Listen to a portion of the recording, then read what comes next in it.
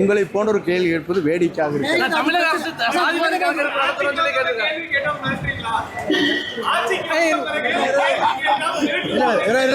இந்த மாதிரி கேட்கக்கூடாது. இருங்க. மிரட்டும் துணியில் பேசிய அமைச்சர் செங்கோட்டையனிற்கு செய்தியாளர் கண்டனம் தெரிவித்துள்ளது பெரும் பரபரப்பை ஏற்படுத்தியுள்ளது. 6 மாத காலத்திற்கு எதிர்க்கட்சிகள் சொன்ன வார்த்தைகள் அதுதான். 6 மாத காலத்திற்கு இந்த அரசு தன்னிச்சையாக செயல்பட வேண்டும், அதற்கு பிறகுதான் நாங்கள் கேள்வி கேட்போம் என்று சொன்னார்கள். உங்களை போன்ற ஒரு கேள்வி கேட்பது வேடிக்கையாக இருக்கிறது.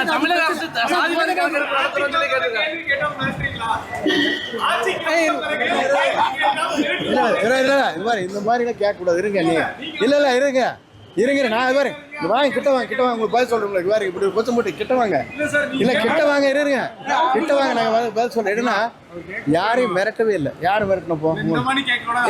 இல்ல நான் சொன்னது என்ன, இல்ல சட்ட ஒழுங்கு இருங்கப்பா.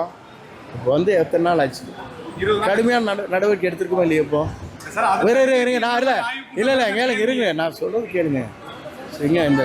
இந்த பகுதியில் நடைபெற்ற அந்த குற்றத்திற்காக கடுமையான நடவடிக்கை எடுக்கப்பட்டிருக்கிறதா இல்லையா? உடனடியாக அவள் குண்டர் சட்டத்திலே அவளை கைது செய்யப்பட்டிருக்கிறது. 24 மணி நேரத்தில் அதற்கான நடவடிக்கை மேற்கொள்ளப்பட்டிருக்கிறது.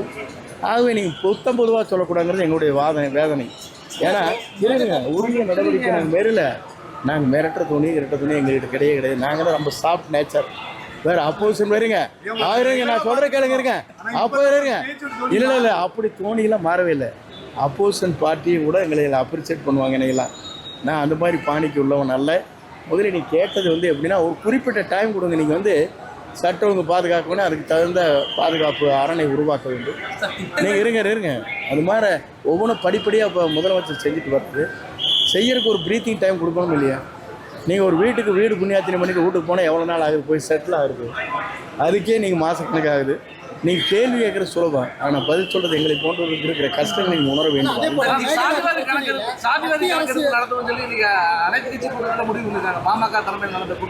இல்லை, எங்களை பொறுத்தவரை ஜாதிவாரி கணக்கெடுக்க எடுக்க வேண்டும் என்பதுதான் என்னுடைய தேர்தல் இதில் அறிக்கையில் விடப்பட்டிருக்கிற ஒரு முக்கியமான அம்சம். ஆகவே ஜாதிவாரி கணக்கு எடுத்தால் மட்டும்தான் நமக்கு இலக்கை எட்ட முடியும். அதான் முடியும். அண்ணாமலை புதிய இயக்கம் தொடங்கியிருக்காரு, அதை பற்றி இல்லை, ஒவ்வொரு இயக்கத்தை செய்திகளை உள்ளது உள்ளபடி தெரிந்து கொள்ள ரெஃப்ளெக்ட் நியூஸை சப்ஸ்கிரைப் பண்ணுங்க.